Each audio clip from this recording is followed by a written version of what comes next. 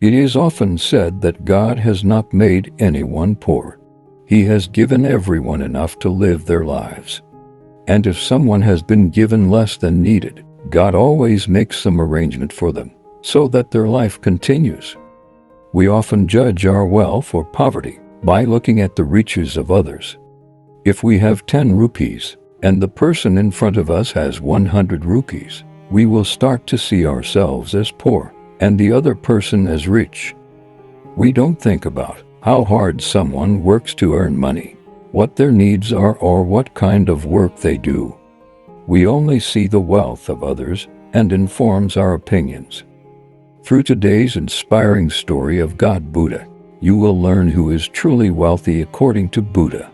You will also understand why Lord Buddha called every person rich.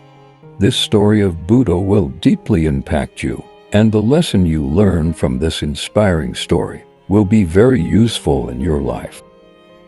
Once upon a time, a king invited Lord Buddha to stay in his kingdom for a few days. Buddha accepted the king's invitation and went to the kingdom with some of his disciples. The king met with Buddha and requested him to stay there for a few days to help solve the problems of the people and teach them to follow the path of righteousness. Buddha agreed and decided to hold a religious council in the kingdom for 3 days. The news of Buddha's arrival spread throughout the kingdom, and many people came. On the first day of the religious gathering, there was a beggar who sat at a crossroads in the kingdom.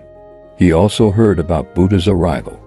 But he thought, "What will I gain by going to the religious gathering? If I sit here, people will surely give me something in alms." On the first day many people came, and the beggar made a good amount of money. The same thing happened the next day.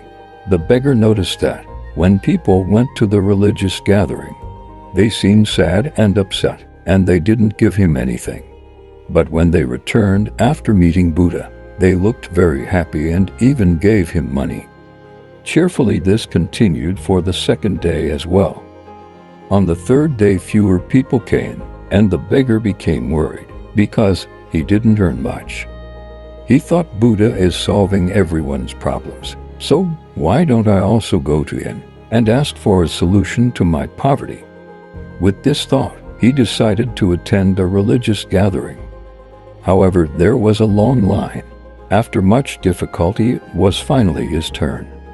When he reached Buddha, he bowed and said, "O Lord, everyone in this village is happy and wealthy, but why am I poor?"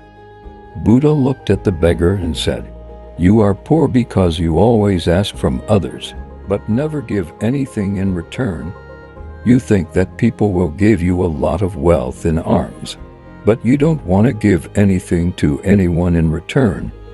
The beggar was surprised and replied, "O Lord, what can I give to others? I live by begging. What do I have to offer?" Buddha remained silent for a moment and then said, "You are very foolish. God has given you and all of us plenty to give or share with others. You have a smile that you can share with others, giving them hope and encouragement. You have a voice that you can use to speak sweetly and praise others. You have hands that you can use to help others. You have a healthy body and can work hard instead of begging. A person who has been given these things by God can never be poor. You are poor only because of your mindset. As soon as you change your way of thinking, you will start to see yourself as rich like others, and your life will improve. Don't compare your happiness with others. God has made everyone rich. The only need is to change your thinking." Hearing Buddha's words, the beggar understood the value of his life, and he began to live according to the teachings of Buddha. Moral of the story: when we compare ourselves to others or see others happy, we may think our life is bad, and thinks that everyone else is enjoying their lives. We often fail to focus on the good things in our lives. We don't realize that God has given us a healthy body, which is the most valuable thing. No matter how rich you are, if your body is not healthy, that money is useless. On the other hand, if you are poor but have a completely healthy body, then you are already rich. So friends, if you like this story, don't forget to subscribe to the channel